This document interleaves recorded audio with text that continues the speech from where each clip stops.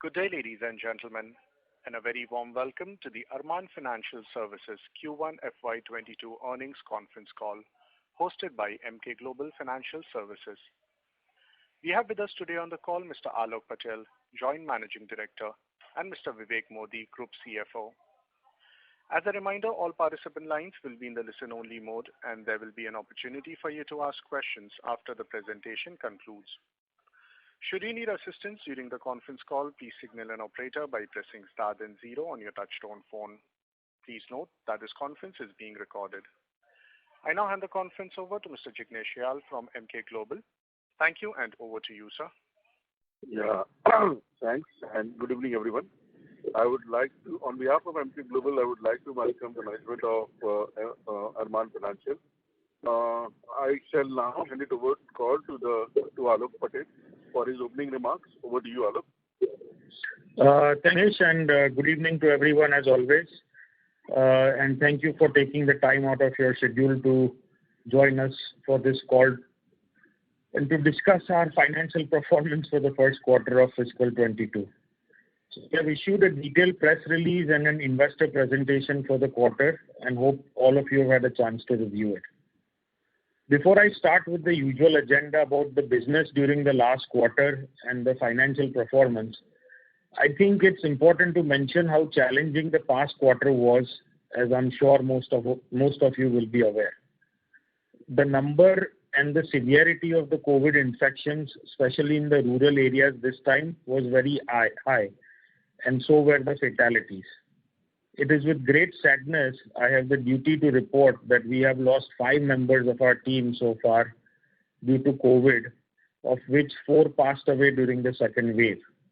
Overall confirmed infections in our staff were more than 140 people, or almost 8% of our staff, plus uncounted number of family members and unconfirmed cases.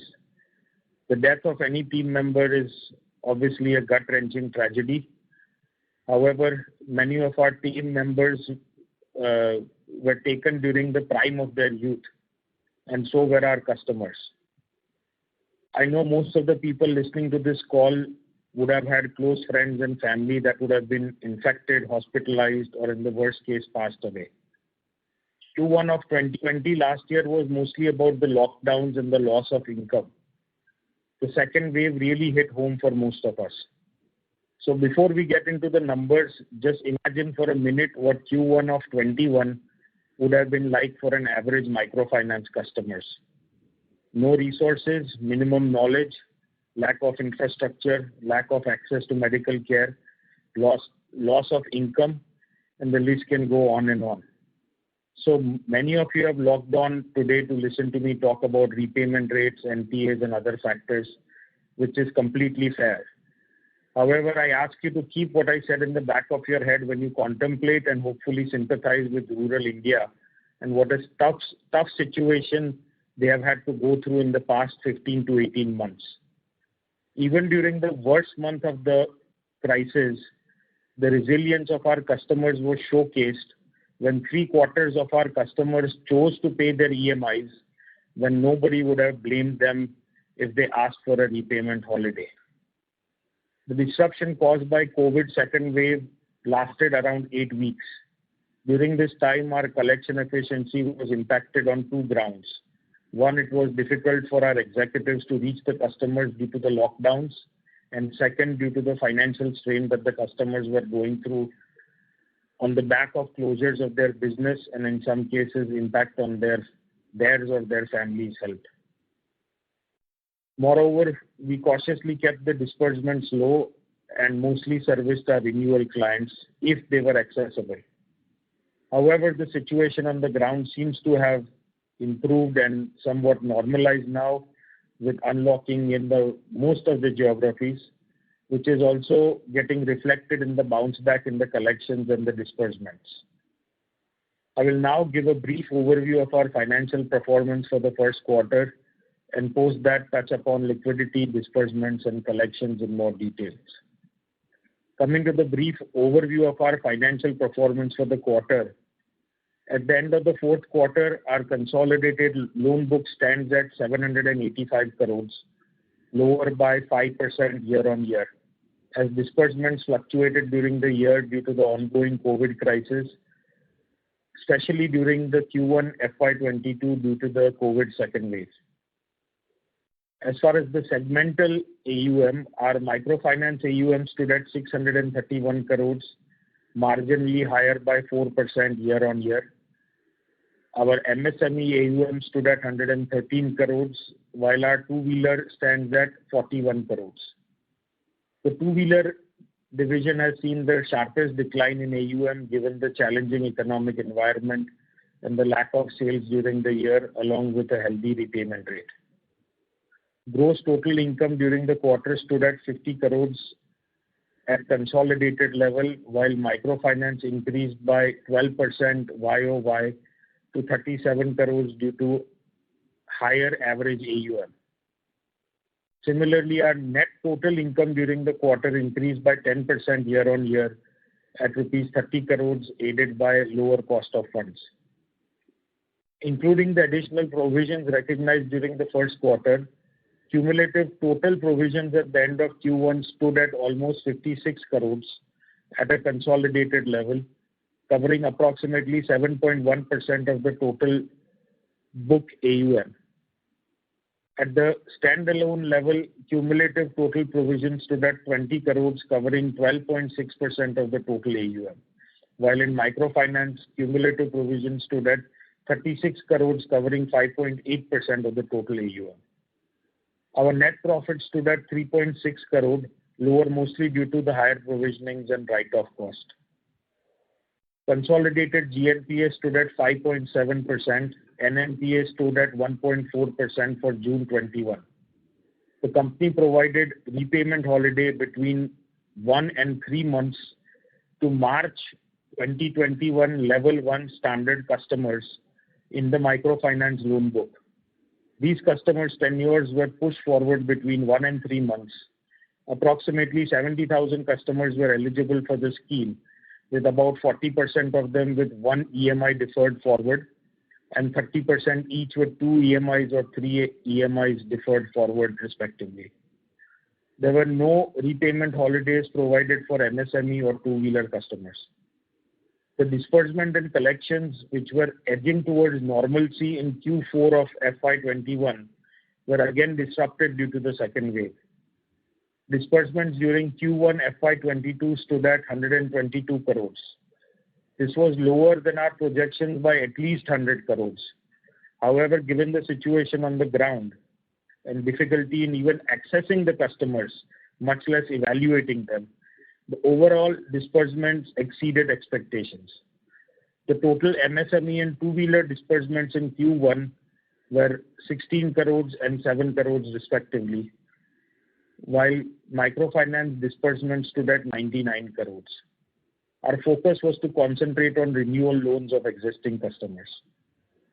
Liquidity-wise, the company has a healthy liquidity position with more than 100 crores in cash and undrawn CC limits. ALM continues to remain positive and the company continues to have access to new sources of funds. Additionally, the company has 55 crores of undrawn sanctions from existing lenders. The company has repaid all of its debt obligations that were due in Q1 FY22.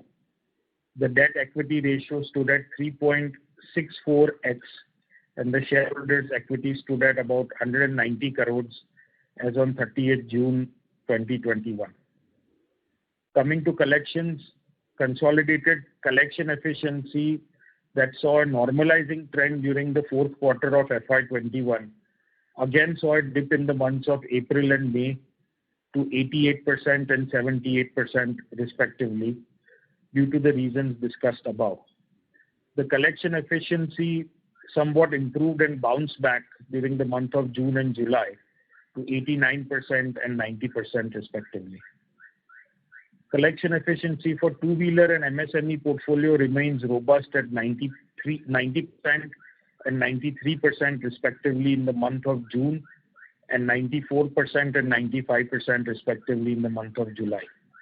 The sharp increase in the collection efficiency in the microfinance segment is encouraging, where repayment rates reached 88% in June from a dip of 75% in May 2021.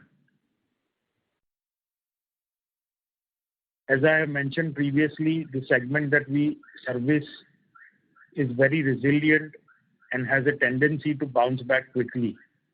I'm happy to report that the post-COVID disbursements have bounced back to 99% plus repayment rates as of July. To sum up, I would like to say that we are cautiously optimistic, satisfied with how we have handled the past 18 months. While we hope for the best, we are always prepared for the worst. Barring a really bad third wave, it is very likely that the worst is behind us. The future looks bright with the new RBI white paper that deregulates the NBFC MFIs and puts them on a level playing field with other practitioners. If you haven't done so already, I would urge you to go through it if you follow the MFI space closely. Finally, as always, I would like to conclude by expressing my deep gratitude to all of our stakeholders for their continued support during these very difficult times, and a special note of appreciation to the company's field staff who juggled between infection rate and their duties. Now I request the operator to open the floor for the Q&A session. Thank you very much. Ladies and gentlemen, we will now begin the question and answer session. Anyone who wishes to ask a question may press star and 1 on the touch-tone phone. If you wish to remove yourself from the question queue, you may press star and 2. Participants are requested to use handsets while asking a question. Ladies and gentlemen, we will wait for a moment while the question queue assembles. The first question is from the line of Anand Bhavnani from White Oak Capital. Please go ahead. Thank you for the opportunity. 2 questions, Alok. First is on collections. On the slide, the numbers that are given, collections due. So this would not include the clients who have been given a holiday, right? We had some. No, these would include. So we gave an apples to apples comparison. I'm sorry, we should have mentioned that with an asterisk somewhere. So the repayment rate ignores the repayment holidays. So it would, basically you have to read them as no repayment holiday was given. Okay. And secondly, if I see, provision-wise, cumulative provisions for Namra are 5.8, whereas for standalone, it is 12.6. Now, if I look at this provision cover and, juxtapose it to the collection efficiency is actually a bit inferior for microfinance, whereas it is relatively better for MSME and two-wheeler. So shouldn't we be having more provision for the, I think last year we took as many provisions as we could in all the divisions. Overall, the microfinance AUM has increased quite a bit in Q3 and Q4 of last year. Okay. While there was a little bit of a decline in the MSME portfolio during Q1.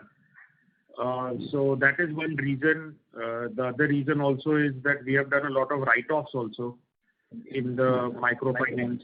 So I think you'll have to take both the provisions and the write-off numbers and kind of stabilize it with the overall movement of the portfolio as well. Overall, we have taken as much as we can, pretty much, just in anticipation of COVID, whatever losses that may come. So we don't see any special additional provision needed into the rest of the quarters going forward.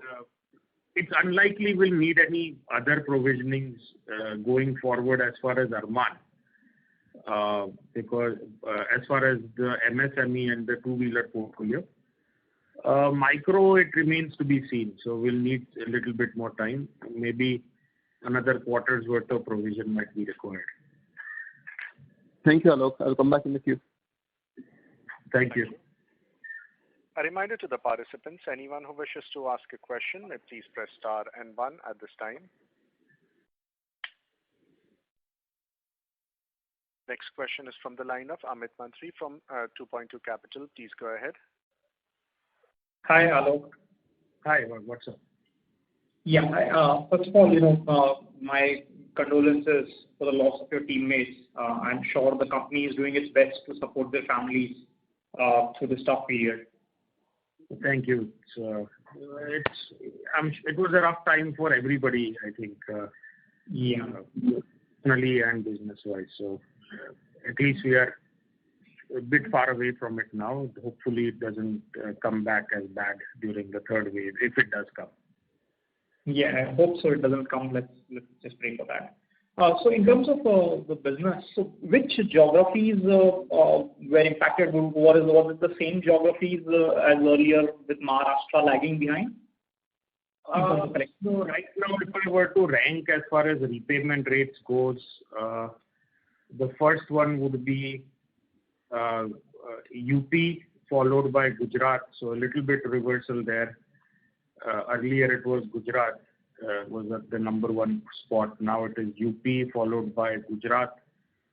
Then it would be I'm sorry, Haryana would be the number one. Haryana is 100%. 2 quarters old. Right. So it would be Haryana, UP, Gujarat, followed by Rajasthan, MP, and Maharashtra at last place. So yeah, I mean there are some states that have. So I think the biggest hits we took was in Rajasthan and in MP, where Rajasthan was performing very well, but I think they had a very stringent lockdown where we could not go and collect the money and incomes and everything were disrupted. So now it's coming a little bit back to normal. And MP also saw kind of a larger hit. Maharashtra dipped down, but now it has gone back to what it was pretty much, barring a few percentages. Okay. And in terms of disbursement, so has that also picked up in July? How much was the disbursement that we did in July? So July we did about 75 crores in microfinance. I believe 10 odd crores in MSME and about 3.5 crores in two-wheeler. So very close. I mean, picked up quite a bit. To give you an idea, I think in March month, micro was 75 crores. 85 crores. If I remember correctly, MSME was about 14 crores. And two-wheeler was, I think it was less than 3, about 3 crores. Mm-hmm. So disbursement is also normalized, it looks like. Disbursement is, yes, I think that is picking up fine. It's just we are not concentrating on the repayment, as far as the field is concerned. Otherwise, we can push it higher. There is plenty of demand in the market for funds. So this will continue to be the run rate, or will you further increase it from here?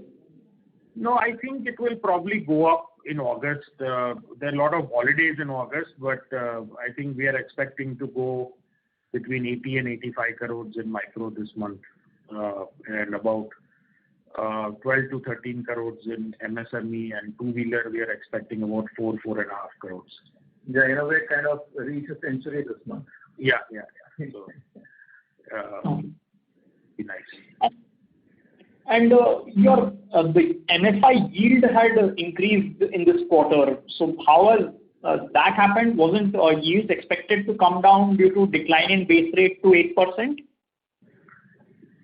No, the decline I don't think the yield has increased, but I think what you are seeing is if you are comparing it to the last quarter, I believe there were a lot of reversals because of write-offs and interest reversals. And overall, I think the average portfolio has increased.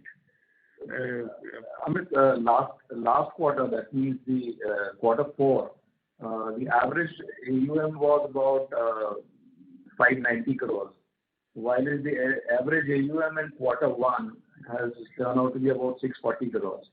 There's always a timing difference also. So that is there. So whatever we dispersed in February and March, their first EMIs don't come due until April and May. So there's always a little bit of a timing difference between the portfolio and if you are increasing or decreasing the disbursements by a huge amount, there's a little bit of a lag interest between interest and the AUM. And what would be the boarding yield typically? Would it be 22-23% boarding yield? What do you mean? What is boarding yield? On paper, what is the yield? It's about 22% of the 22% plus 1% processing fee. Oh, okay. Okay. The new portfolio is as to that, but we continue to have about 40%, which is about 24 plus. 24 plus. Yes. Got it. Okay. Okay. That's it. Thanks a lot. Sure. Before we take the next question, we would like to remind participants that you may press star and 1 to ask a question. The next question is from the line of Urmi Jain from Frequent Investments. Please go ahead. Thank you so much, sir, for the opportunity. So how is the demand for two-wheeler loans right now? And also, how is the collection efficiency in August till now? How do you see the trend going ahead? So as far as the demand for two-wheelers, it's picking up. I'm not an expert on two-wheelers. I can have my other people look into it. But, last month was about 3.5 odd crores, which was the highest we've done since COVID hit us, COVID 1.0. And this month, I believe we are expecting to do about 800 vehicles. Yeah. So that should take us to about 4 to 5 crores somewhere. 4 to 5 crores. So it's definitely picking up. I don't think it's nowhere close to what it was pre-COVID, but the demand has started returning. As far as exact percentages, you'll have to excuse me. I don't have them with me. But at least from our experience, things are picking up. If you could also throw some light on the ground situation currently in all the 3 segments, the MSME, two-wheeler, and the microfinance. The ground situation. You had asked about the repayment. So the month of August is obviously better than the month of July, and July was better than June. So we are improving, but it's not a very large. So I think if you notice between the month of June and July, there was about a couple of percentage difference. We are expecting something similar in the month of August. So I don't think that we are expecting to go to like March levels or anything like that in August. That will still take a couple of months. But there is an improvement, at least by a couple of percentage points so far. Thank you so much, sir. That's it from my side. Sure. Thank you. The next question is from the line of Balkrishna Vagasia from Axanoun Investments. Please go ahead. Good evening, sir. In the last annual report and in your last couple of conference calls, you mentioned about the collection mechanism, right? So you are trying to modify the collection mechanism, which has hybrid manual as well as digital portion, right? So have you made any progress on that front? Not a very lot of progress. I think what I like to say is that we are future ready.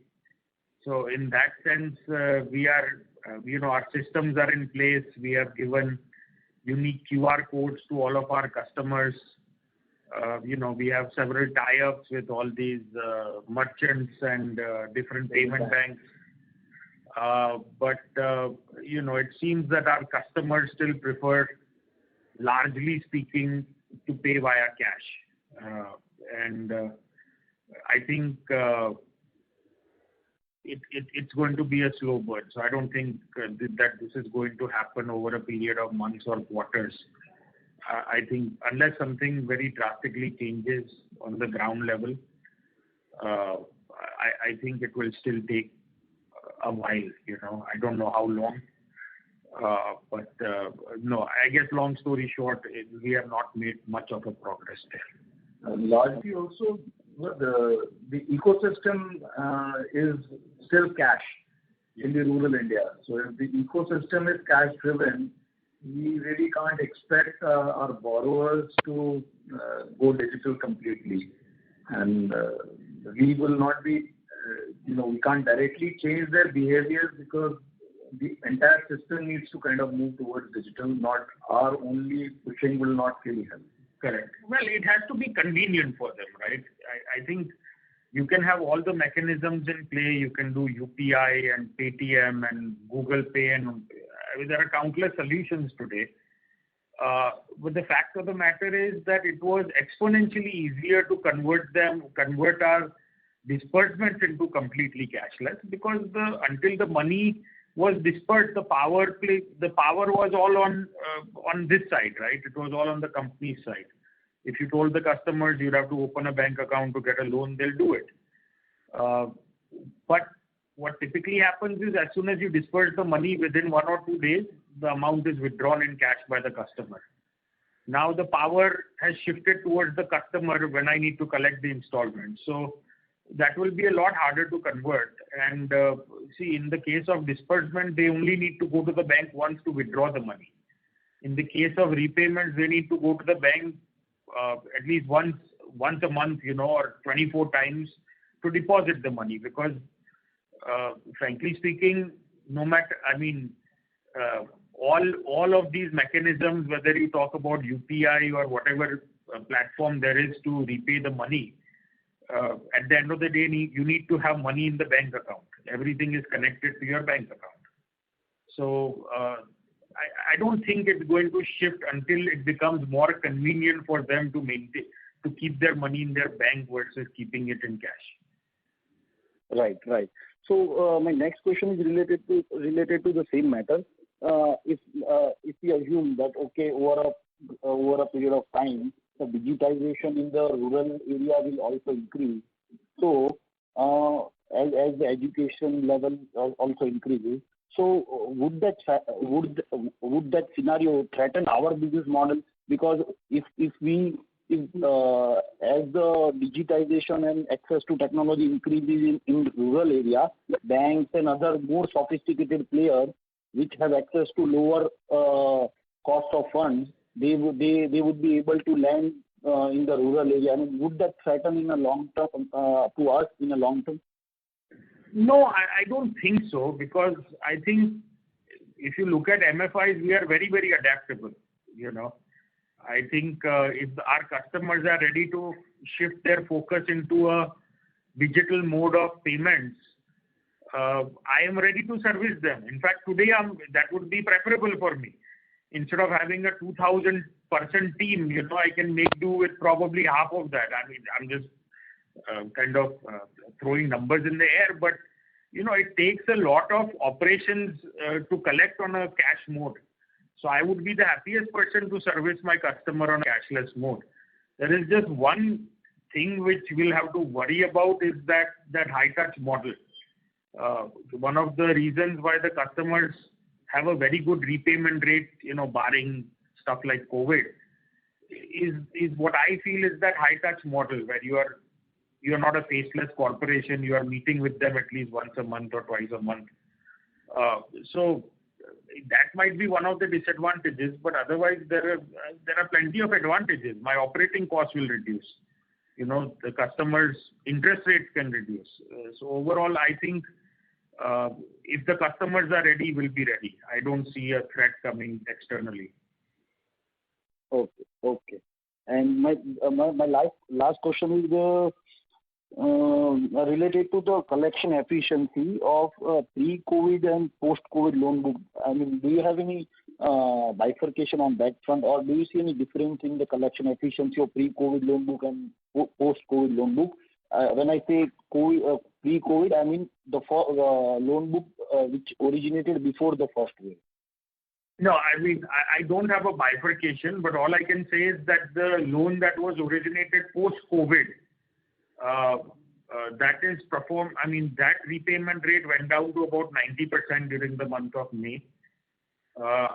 In June, that went up to 98%, and in July, it's 99% plus, so we are almost back to normal in that book. All right. Thank you so much. Good luck. Thank you. Thank you. The next question is from the line of Rajesh Kumar from ShareGiant. Please go ahead. Hi, sir. Good afternoon, sir, and thank you for giving me opportunity to ask the question. And pardon for my ignorance if you have already answered this. So I wanted to know, sir, do we see the mix changing between the MSME, microfinance, and two-wheelers over the longer run, sir? Do we see what? I'm sorry? Change. The business mix changing between the various segments of MSME? No, that's a good question. So not in the short term, but in the medium to long term, yes. My personal opinion is that the customers are already starting to prefer or already starting to demand on the individual higher ticket, higher underwriting kind of loans, which is why we created the MSME to begin with. So I believe in the long run, the individual loans, which is what we are doing under MSME, will start having more weightage in the overall book. Might be a few years away, though, at least 2-3 years away. Okay, sir. That's good, sir. Sir, also wanted to check, we have seen a very good recovery in terms of collections. And so how do you see the trend going forward?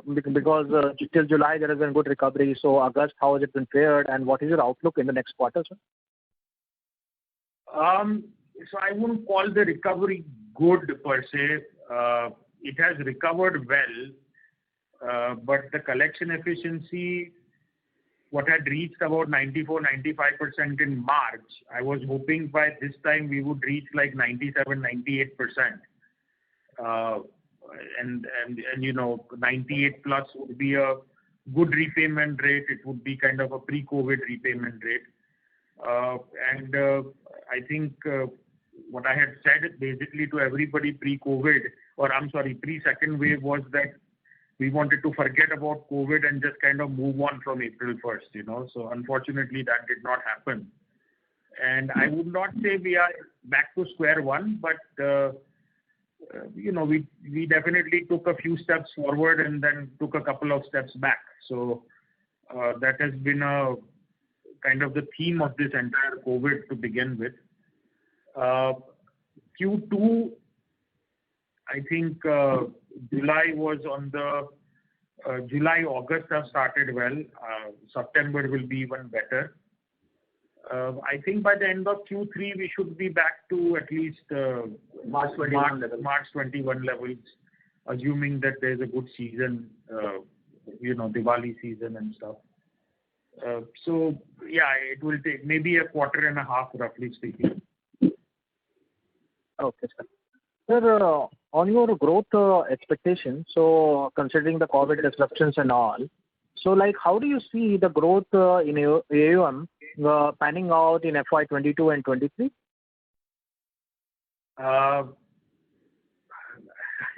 Frankly, I've been so busy with recovery. We have projections and everything in place. Earlier target was to reach somewhere around 1,200 crores. We'll definitely cross 1,000 crores. I don't have a doubt about that, barring any kind of third wave or any kind of other disruptions. That is always going to be my disclaimer now. Anytime somebody asks me about anything forward looking, but I don't know. I mean, there will be the AUM will have a healthy growth, maybe start, 10, 15, 20% easily. So I don't think that will be a problem, but don't hold me to it. Let us see how the next couple of months go. Okay. And on, sir, our provisions front, so do you see the burst of provisioning to be behind us and now we should see better days ahead? The burst itself has lost a lot of meaning in it, because the moment we talk of burst, I think we are surprised by the next new one. It's a new word.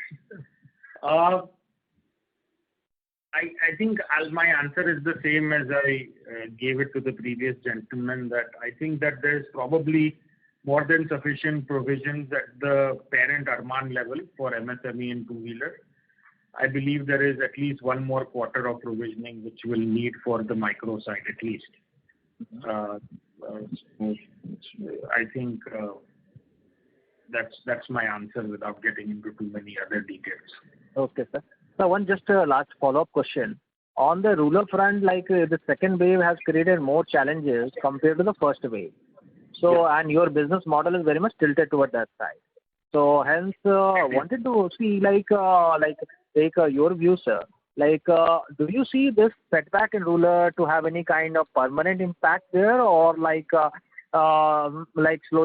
once the COVID situation get normalized, they will get back to the same situation as earlier? And any change in the strategy or the plans of the company to tackle any impact on rural due to per capita income or something which might be impacting the COVID to them, because this time the disruption is more towards the unorganized sector and the lower income group side. So any change in strategy and how company plans to go ahead with a future growth prospect and considering these factors in mind, sir? No, we are definitely rural focused. So primarily most of our portfolio is in the rural segment. I think I've said it earlier that yes, the rural segment is sensitive to, everybody is sensitive to stuff like COVID, so I don't want to say they are more sensitive or less sensitive.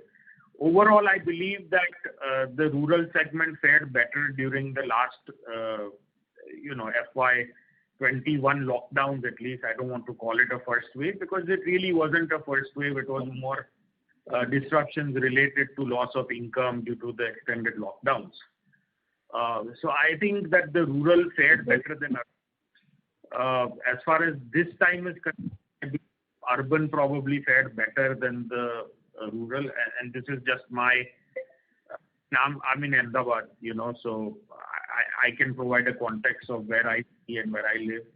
I know a lot of people will be joining in Mumbai and say that, oh my God, what are you talking about? That's not true at all.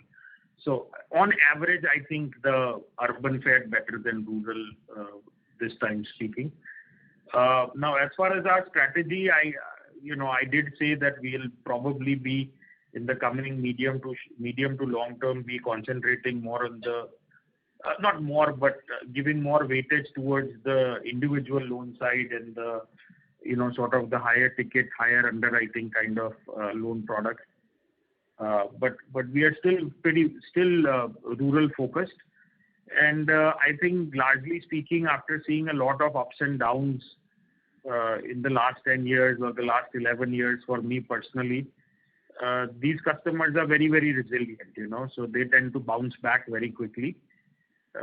As quickly as they get into trouble, they get out of it as well. So I'm not too worried about the long-term permanent damage to the rural economy. I think that these guys are much more resilient than we urban dwellers are in general, because they are used to dealing with such kind of situations very often. Okay, sir. Thank you, sir. Thank you for giving me the opportunity to ask the question. And thanks for your all the free-flowing answers to it, sir. Thanks. No problem. Thank you. Thank you. The next question is from the line of Harish Shah from HS Capital. Please go ahead. Thanks for the opportunity. I have some questions. My first question is with regards to what would be your average ticket size looking like now across our segments? So the average ticket size in the microfinance side would have increased to about 33 to 35,000. Now, there are two reasons for that. One is, yes, the ticket sizes for our renewal customers have increased to a small extent. The second side is also that if you look at throughout last year, most of the year we were concentrating on renewal loans only, and so those come in at a higher ticket size to begin with. In the MSME segment, it has remained somewhat consistent between 70 to 75,000 rupees. The two-wheeler we haven't done a lot of business in two-wheeler, but whatever we have done has been slightly higher because there's inflation. Of the BS5, BS6 and ABS and the insurance and pollution and all of that other stuff. So that has caused the price of the two-wheeler to increase drastically in the last 2 to 3 years. So it went from like a 5-figure to a 6-figure thing for even normal motorcycles now. So that ticket size is, Vivek, what about? That's about 55,000. 55 to 60,000. Earlier used to be about 48. So right. Okay. And in terms of expansion, what are your capex plans? For example, opening of new branches or expanding into new geographies. So if you can share some details about that, would be helpful. So the good news is that we are already done with that. So in anticipation of all this amazing growth we were expecting starting from April 1st, primarily we opened a lot of branches in Haryana and in Rajasthan. So about 30 odd branches against a planned branch opening of about 40 to 45. So almost we are, about 2/3 to 3/4 of the way done. Post the second wave, I have put a hold on any branch openings. I think right now is not that. You can only concentrate on so many things, right? So I don't think that I want to thin out my operation upper and middle management people to concentrate on branch openings when they should be concentrating on getting back to normal as far as repayments and disbursements are concerned. So the balance 10 to 15 branches, we'll think about opening them in the next quarter, the third quarter. But right now, I'm not planning to do anything. In the MSME side, yes, we do have a plan to open about 10 to 15 branches. We have started slowly opening branches this quarter. So I think we have opened up about 3 branches this month itself. And we'll probably be done before Diwali for sure with our MSME branch extension. MSME, we're taking the footprint into Rajasthan as well. Yes. So thank you. As Vivek mentioned, we were in Maharashtra.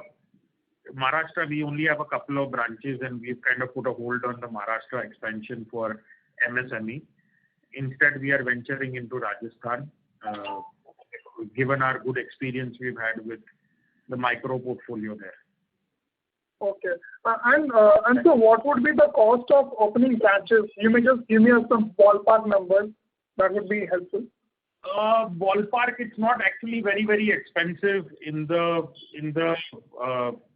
I think it depends like anything from a branch to branch perspective. I think the equipment costs somewhere around 1.5 lakh rupees for the computers and the other stuff. Maybe another 60-70 grand for furniture plus.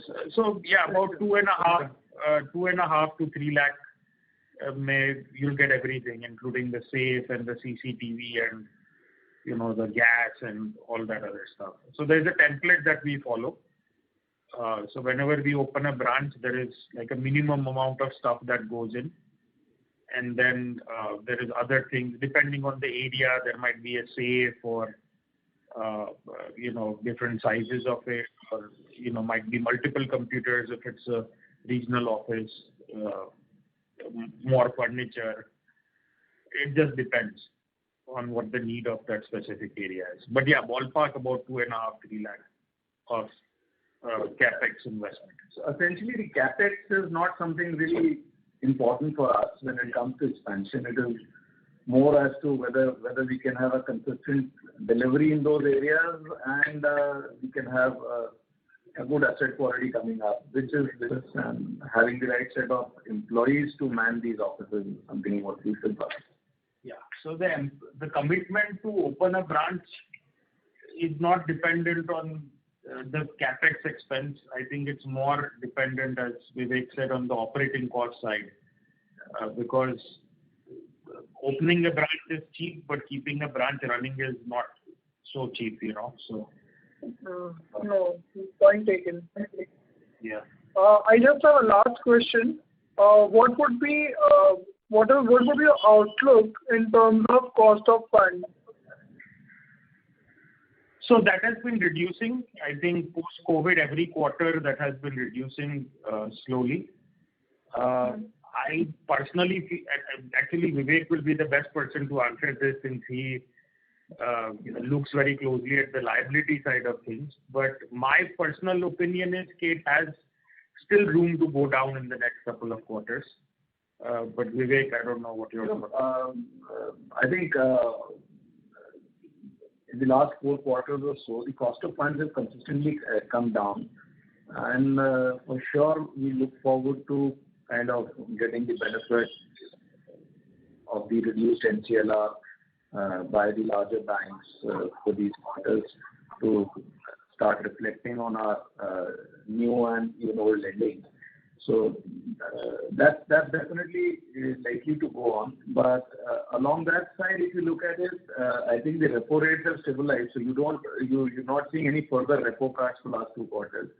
So I think from a overall larger economic background, I think the lending rates by the bank seems to have kind of bottomed out for the time being. So not a very large room for our cost of funds to go down.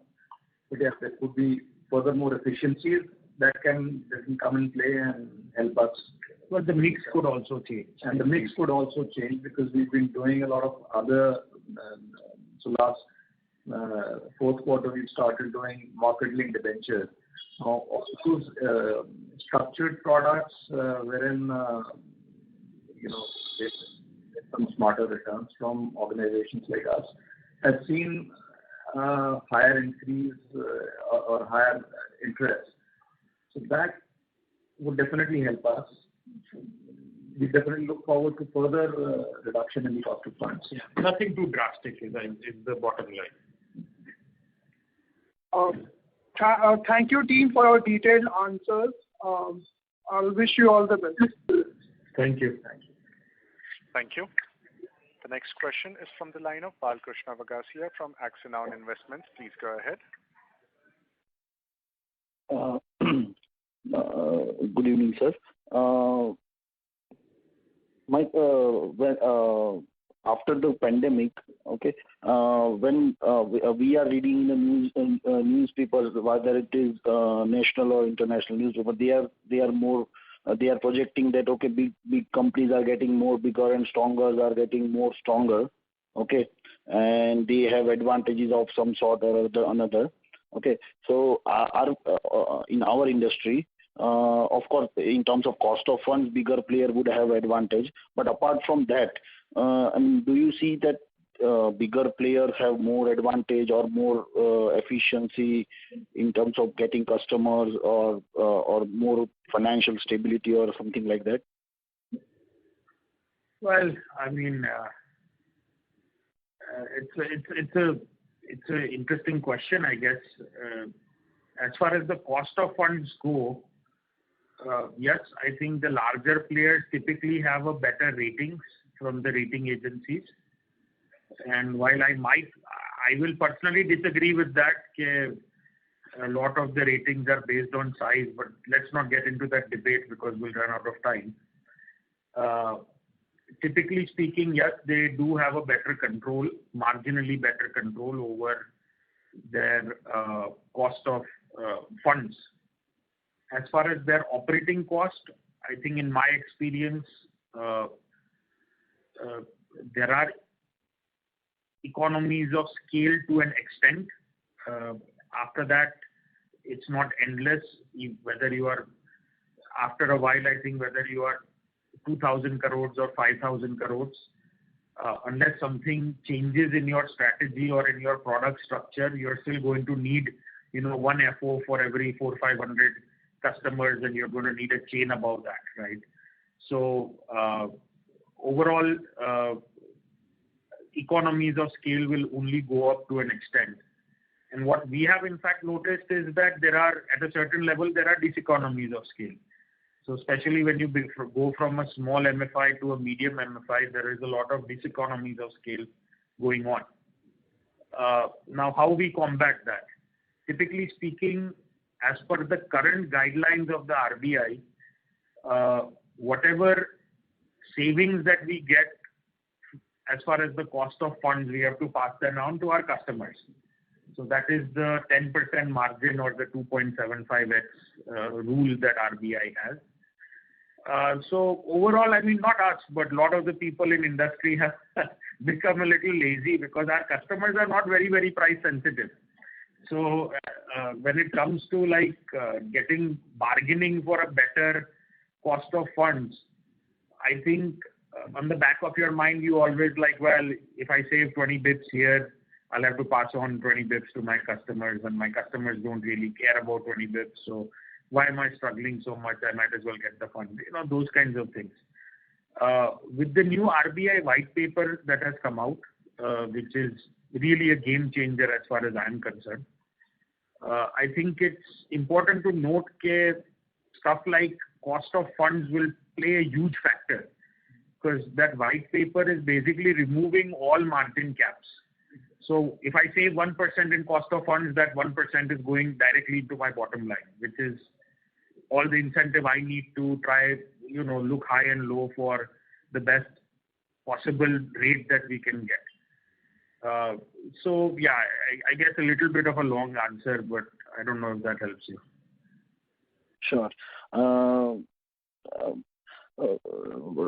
Next question is related to the AUM per branch that we have in microfinance.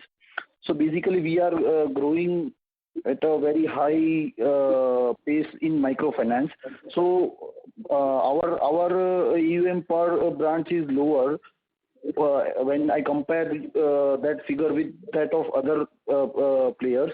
So is it because we are expanding, so that is why it is low, or is there any other our operation structure is different, or what it is? Well, our structure is different. So there are many factors as far as AUM per branch. Number one, you have to consider what is the average, the average ticket size of the loan, right? So let's say if my average ticket size is 30,000 and the guy across the street from me is 36,000. So apples to apples, there should be a 20% difference in the AUM per branch. The number of clients might be the same. The second thing is about how the vintage of the branches. So how old is the branch? The third is that what your strategy as far as branch expansion is. You know, are you going after the lowest hanging fruits where there are a lot of population but lot of competition?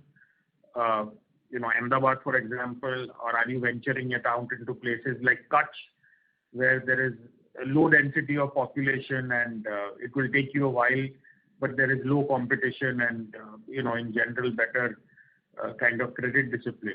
Are you rural versus urban? So urban MFIs typically tend to have a much, much larger branches. Rural don't. So there are many factors to consider. And of course, if, let's say I just opened 30 new branches, those branches will have no customers and they will basically pull down the average for the rest of. Because a normal branch will take at least 3 quarters, 4 quarters to reach the standard benchmark for the branches. Yeah. So I think typically we reach a break-even point between 5 to 700 kind of customers. So we would try to get there at least in 6 months or so, typically speaking. And after that, I wouldn't call it smooth sailing, but once you reach that critical mass, the growth, you don't have to push so much for the growth of the branches. All right. And the last question is related to equity fundraising. So if I'm not wrong, we passed a board resolution recently. So can we expect equity fundraising in next couple of months or maybe in the next quarter? No, so I think what you are referring to is the resolution on A, the NCDs, and B, the QIPs. or other forms of. So this is basically enabling resolutions that we take from the board and the shareholders before every AGM. Because otherwise, we raise a lot of NCDs, foreign NCDs in particular, and going to the shareholders every time doesn't make a lot of sense, and it delays things by a huge margin and adds a lot of cost also. So for us, NCDs, term loans, whatever it is still debt. So we take an enabling resolution. So QIP resolution also, I think we have been taking for the last 3 years. Let's hope we use it this time. Typically speaking, yes, I think you can expect some equity raise coming in the next 3 to 6 months. I think it's no big secret. We were in the market in March. Unfortunately, the timing of the second wave kind of hindered our plans, and right now we are taking a little bit of a break. But once things are, stabilized, and I think the equity investors are confident that, that the worst is behind, and they get a little bit more confidence around the numbers specifically. 3 to 6 months we should be okay. I think we have sufficient equity right now for growth for at least 6 months, 6 to 9 months. So we are not in a too big of a rush there. All right. That was very detailed. Thank you so much. Thanks. Thank you. As there are no further questions in queue, I now hand the conference over to the management for their closing comments. I don't have any closing comments, but thank you everybody. Stay safe. If you can get some travel in, get it. I just got some done and it was wonderful. And thanks for joining again. Take care, everyone. Thank you very much. Ladies and gentlemen, on behalf of Emkay Global Financial Services, that concludes this conference call for today. Thank you for joining us, and you may now disconnect your lines.